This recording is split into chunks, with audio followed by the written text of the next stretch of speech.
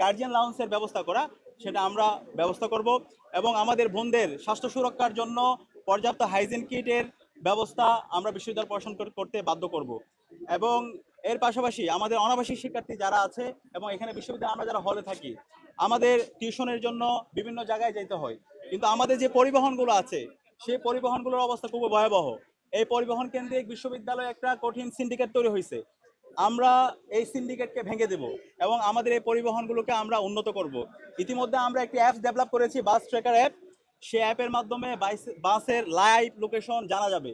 ইনশাল্লাহ আমরা 9 তারিখের পরে এই অ্যাপস নিয়ে আসবো এবং এই শিক্ষার্থীরা এই অ্যাপসের মাধ্যমে বাসের পজিশনগুলো জানতে পারবে।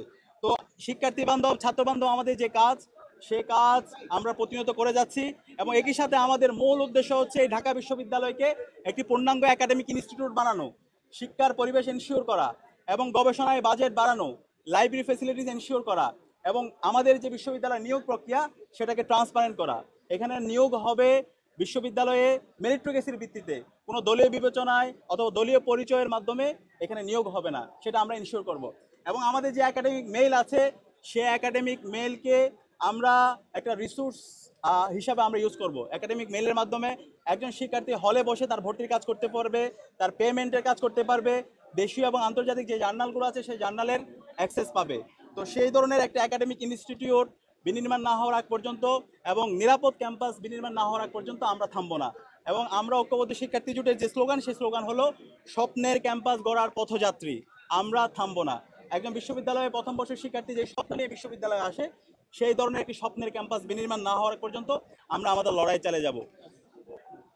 আমাদের নির্বাচন এখন পর্যন্ত আমরা বিশ্ববিদ্যালয় প্রশাসনকে বিভিন্ন অভিযোগ দিয়েছি। বিশ্ববিদ্যালয়ের প্রশাসন এখন পর্যন্ত কোনো কার্যকর উদ্যোগ গ্রহণ করেনি। আপনারা জানেন আমাদের যারা নারী প্রার্থী আছে তাদের বিরুদ্ধে ক্রমাগত সাইবার বুলিং হচ্ছে। সাবিকুন নাহার তামান্নার ছবি বিকৃত করা হয়েছিল, আমরা লিখিত অভিযোগ দিয়েছি, কিন্তু এখন পর্যন্ত বিশ্ববিদ্যালয়ের প্রশাসন কোনো ধরনের কার্যকর উদ্যোগ গ্রহণ করেনি। এবং আমাদের অন্যান্য যে নারী প্রার্থীরা আছে তাদের বিরুদ্ধে ক্রমাগত স্ল্যাট শেমিং এবং সাইবার বুলিং হচ্ছে। আমরা বিশ্ববিদ্যালয় প্রশাসনকে অনুরোধ করব, যারা এই ধরনের হ্যারাসমেন্টের সাথে জড়িত আছে, তারা কালপ্রিট, তাদের বিরুদ্ধে আমাদের জিরো টলারেন্স দিতে আমরা ঘোষণা করেছি। তাদের বিরুদ্ধে দৃষ্টান্তমূলক বিচারের আওতায় তাদেরকে নিয়ে আসতে হবে।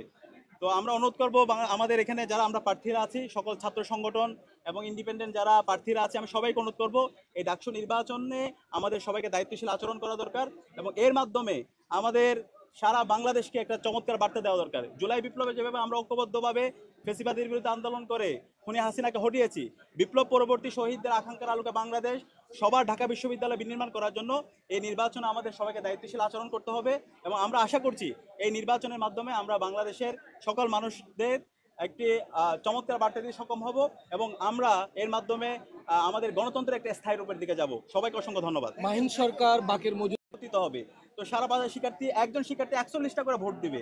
তো এই অবস্থায় সেখানে যদি আমরা শতভাগ ভোট কাস্টিং করতে চাই এবং যে সময় ফ্রেম আছে এবং যে জায়গা আছে সেই অনুযায়ী শিক্ষার্থীরা কতটুকু ভোট সুস্থতার সাথে দিতে পারবে সে নিয়ে আমরা আশঙ্কা অনুভব করছি। তো আমরা বিশ্ববিদ্যালয় প্রশাসনকে অনুরোধ জানিয়েছি আরও যেন তারা সেন্টার বাড়াইতে পারে এবং একই সাথে এবং শিক্ষার্থীরা যেন সুস্থভাবে ভোট দিতে পারে সেই জন্য একটি ফ্রি ফেয়ার ক্যাটেগরি ইলেকশনের জন্য একটা লেভেল প্লেইং ফিল্ড ইনশিওর করে সে উদাত্ত আহ্বান আমরা বিশ্ববিদ্যালয় প্রশাসনকে জানিয়েছি। সবাইকে অসংখ্য ধন্যবাদ। যে মাহিন মজুমদার, মাহিন সরকার বাকের মজুমদারকে জিএস পদে, আচ্ছা এটা ওনাদের এই বিষয় ওনারা নিজেদের মধ্যে নেগোসিয়েশন করে সিদ্ধান্ত নিয়েছে, সুতরাং এটা ওনারাই ভালো বলতে পারবে।